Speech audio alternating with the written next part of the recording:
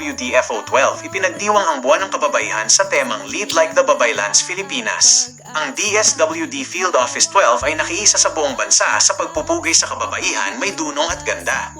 Sa temang Lead Like the Babaylands, Filipinas na sadyang akma, ipinagdiwang ang lakas at liderato ng bawat isa. Isang masiglang motorcade ang naging panimulang hudyat sinahon. Ellen Grace Subere Albayos at Evelyn Pinongkos ay nagulat.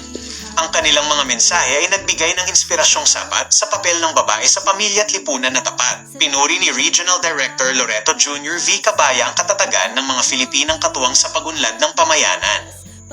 Aniya, ang kanilang tinig ay dapat pakinggan at suportahan upang liderato at pag-asa ay lalong mapagtibay sa bayan.